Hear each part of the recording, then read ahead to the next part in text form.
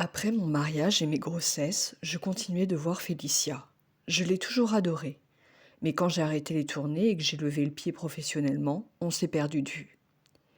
Il a été question à un moment que Félicia reprenne du service pour la tournée Circus.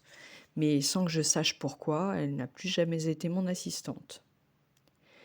J'ai appris par la suite que mon père l'avait informée que je ne voulais plus travailler avec elle. C'était totalement faux. Si j'avais su que, de son côté, elle en avait envie, jamais je ne lui aurais dit non. Mon père la tenait à l'écart à mon insu. On m'a coupé de plein d'autres amis proches. À ce jour, je ne les ai toujours pas revus. À cause de ça, je me suis encore plus repliée sur moi-même. Lorsque mes parents ont proposé de faire venir quelques-uns de mes camarades d'enfance pour me remonter le moral, j'ai refusé poliment. J'adorais ces gens plus que tout, mais ils avaient des enfants et on avait emprunté des chemins différents dans la vie. Ils seraient venus uniquement par compassion et sans réelle motivation. C'est bien d'aider les gens, sauf s'ils ne vous ont rien demandé. Et il ne faut surtout pas que ce soit imposé. C'est compliqué pour moi de revisiter ce chapitre particulièrement difficile de mon existence et d'imaginer comment les choses auraient pu être différentes si je m'étais davantage rebellée. Je n'ai absolument aucune envie de penser à ça, de quelque façon que ce soit. C'est trop dur. J'ai trop souffert. Avant la tutelle, c'est vrai que je sortais trop. Je n'en pouvais plus et je ne pouvais plus continuer à ce rythme. Il était temps que je me calme un peu. Mais du jour au lendemain, je me suis retrouvée, pour ainsi dire, cloîtrée, à ne rien faire de mes journées. J'avais fait les 400 coups avec la photographe. J'avais roulé à toute vitesse, je m'étais éclatée, et là, d'un coup, j'étais seule, sans activité, sans téléphone. C'était violent. Dans mon ancienne vie, j'avais connu la liberté. Je prenais mes propres décisions, je déterminais mon emploi du temps, je choisissais dès le réveil ce que j'allais faire. Si je passais une mauvaise journée, au moins c'était ma mauvaise journée. J'ai fini par jeter l'éponge. Dans ma nouvelle vie, c'était toujours la même chose. Le matin, je demandais « c'est quoi le programme ?»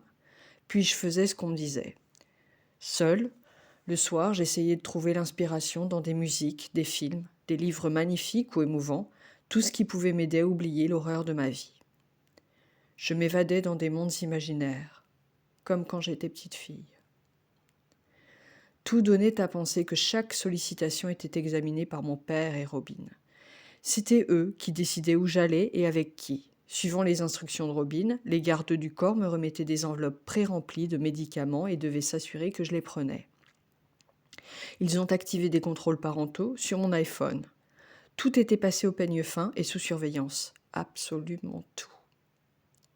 J'allais me coucher, je me levais, j'obéissais à leurs ordres, invariablement, dans un jour sans fin. Cela a duré 13 ans. Vous vous demandez peut-être pourquoi j'ai joué le jeu. La réponse est simple, pour mes enfants. Comme j'ai joué le jeu selon les règles, j'ai gagné le droit de revoir mes fils. Quand j'ai enfin pu les serrer de nouveau contre moi, j'étais euphorique. Lorsqu'ils se sont endormis à mes côtés, le premier soir qu'on a passé ensemble, je me suis sentie entière pour la première fois depuis des mois. Je n'avais qu'à les regarder dormir pour mesurer ma chance inouïe d'être leur mère. Afin de les voir aussi souvent que possible, je faisais de mon mieux pour apaiser Kevin. J'ai payé ses frais de justice ainsi que la pension alimentaire. Je déboursais des milliers de dollars supplémentaires chaque mois pour que les enfants puissent m'accompagner sur la tournée Circus. Durant cette même période, je suis passée dans le talk show Good Morning America. J'ai activé les illuminations du sapin de Noël à Los Angeles. J'ai tourné une séquence de l'émission Ellen de Ellen DeGeneres et je suis partie en tournée en Europe et en Australie. Toutefois, une question me taraudait. Si je n'étais pas en état de prendre la moindre décision par moi-même, pourquoi m'estimait-on capable d'apparaître en public, de chanter et de danser, malgré le décalage horaire chaque semaine et le tout avec le sourire? Une fois encore, la réponse est très simple. La tournée Circus a rapporté plus de 130 millions de dollars, dont 5% sont revenus à TriStar, la société de Lou Taylor. Après la fin de la tutelle, j'ai appris que même quand je m'étais mise en retrait en 2019 et qu'il n'y avait plus de rentrée d'argent, mon père leur payait des frais fixes. Il percevait des centaines de milliers de dollars supplémentaires.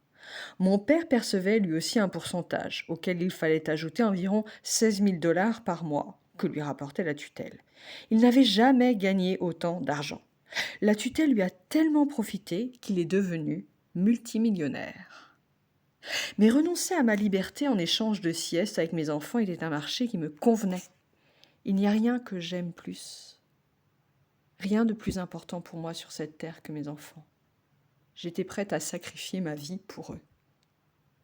Alors pourquoi ne pas sacrifier ma liberté ?